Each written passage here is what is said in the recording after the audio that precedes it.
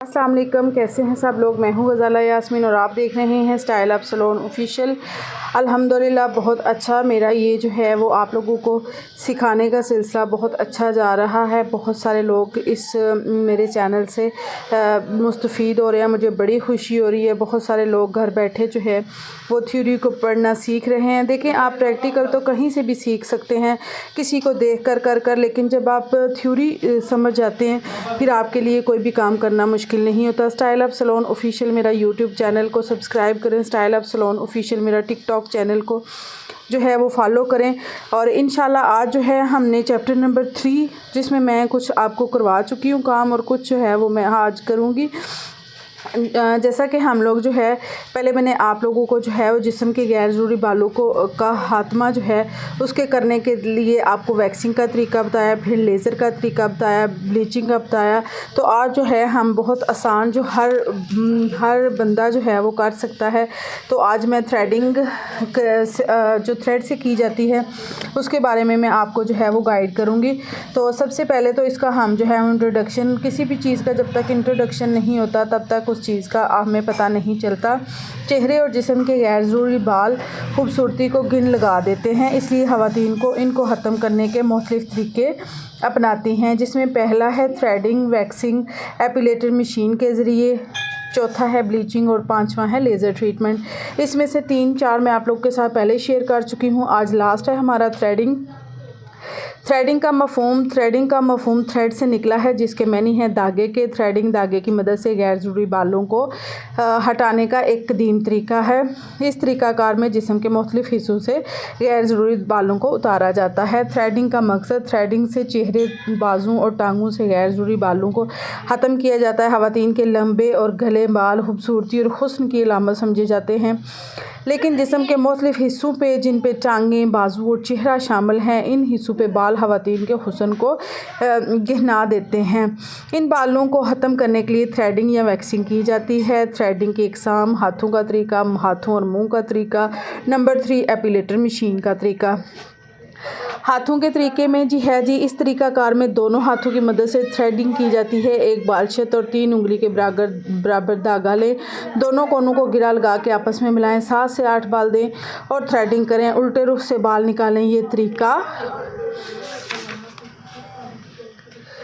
तरीका आमतौर पर सेल्फ थ्रेडिंग के लिए इस्तेमाल किया जाता है। मुंह और हाथ की मदद से हाथों से थ्रेडिंग के तरीके में थ्रेड एक किनारे को गिरा लगा के मुंह में दबाएं। थ्रेड रोल को हाथ में रख कर थ्रेड के 1 से 3 हिस्से सीधे हाथ की उंगलियों के साथ 7 या 9 बाल दें और बालों को उल्टे रुख थ्रेडिंग करें। एपिलेटर मशीन की मदद से, एपिलेटर थ्रेडिंग मशीन में ब्लेड्स लगे होते हैं। मशीन की मदद से कम वक्त में ज़्यादा बाल साफ़ कर लिए जाते हैं। मशीन के ज़्यादा इस्तेमाल से जिल्द रफ़ हो जाती है, इसलिए कम इस्तेमाल करना चाहिए। इसके साथ इस्तेमाल से पहले जिल्द को साफ़ सुथरा होना चाहिए, क्योंकि जिल्द पे मैल कुचैल होता है, वो मशीन ब्लेड्स को ख़राब कर देता है। एपिलेटर मशीन से थ्रेडिंग के बाद स्किन में मॉइस्चराइज़र पैदा करने के लिए मसाज कर लेना चाहिए।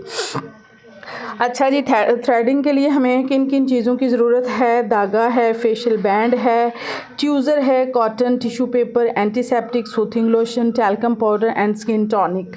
थ्रेडिंग के लिए एहतियाती तदबीर। नंबर 1, थ्रेडिंग करते वक्त जिल्द को टाइट करके पकड़ें। बाल हमेशा मुखालिफ सिमत में धागे में लें। धागा जिल्द से चिमटा हुआ होना चाहिए। धागा का साइज़ हाथ की 1 बालशत और 3 उंगली हो। थ्रेडिंग का आगाज़ अपने घुटने से करना चाहिए, फिर टांगों, बाजू और माथे पर थ्रेडिंग करें। जी, ये है जी आईब्रोज़। इनकी शेप मैं आप लोगों के साथ पहले भी कर चुकी हूँ। ये देखें, एस शेप में कुछ आईब्रोज़ होती हैं, कुछ हार्ड एंगल होती हैं, सॉफ्ट एंगल्ड होती हैं, स्ट्रेट होती हैं, राउंड होती हैं। ठीक है, ये आईब्रोज़ के नाम हैं। चेहरे की बनावट के लिहाज से आईब्रोज़ को शेपिंग करें। ठीक है, जैसे बनावट के लिहाज से चेहरे की 6 अक़साम हैं। चौकोर चेहरा, गोल चेहरा, बेज़वी गोल चेहरा, लंबा चेहरा और डायमंड चेहरा। ये फेसेस की शेप भी नीचे मेंशन की हुई हैं। ओवल शेप जो है वो इस तरह से होगी, लॉन्ग इस तरह से, round, square, heart and diamond shapes. ठीक है, ये सारी चीज़ें नोट करने वाली हैं, आपने इन चीज़ों को नोट कर लेना है। ठीक है। आप देखें चौकोर चेहरा में गुलाई की सूरत में आईब्रो शेपिंग की जाती है। ऐसे चेहरे पर आईब्रोज दरमियान से कदरे ऊपर को उठी होती हैं, ठीक है, यानी कि चौकोर की जाती हैं। या इसके बाद जो है वो है जी गोल चेहरे पर भी गुलाई की सूरत में 1 से 3 ऊपर कदरे ऊपर उठी होती शेप बनाई जाती है। बैजवी चेहरे में गुलाई की शेप में आईब्रोज अच्छी लगती हैं। बैजवी गोल चेहरे से भी गुलाई की सूरत में आईब्रोज बनाई जाती हैं। लंबूतरे चेहरे पर जो है वो गुलाई की सूरत में 1/3 कदरे ऊपर को उठी हुई आईब्रोज बनाई जाती हैं।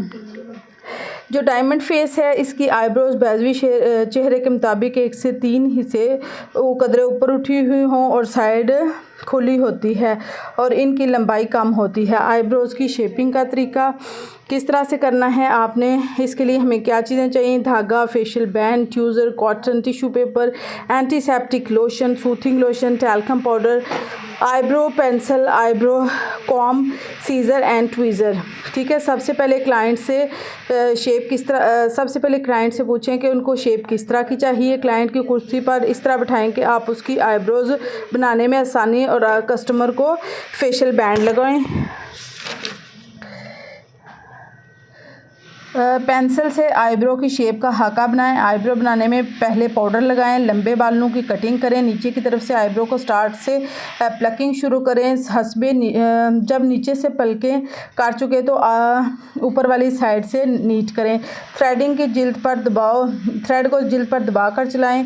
तैयारशुदा हाके से बाहर वाले बाल निकाल दें। इस तरह सारी आईब्रो मुकम्मल कर लें। फिर आईब्रो कॉम से आईब्रो को सेट करें और आहर में लोशन लगा दें। एहतियाती तदाबीर क्या हैं जी, हाथ हमेशा नरम रखें। ख़ुद को कस्टमर से टच ना करें। थ्रेडिंग करते वक्त ख़ुद को ज़्यादा हरकत ना दें। अगर बाल मोटे या सख्त हों तो पहले मसाज करें। अगर ब्लीच करनी हो तो थ्रेडिंग से पहले करें।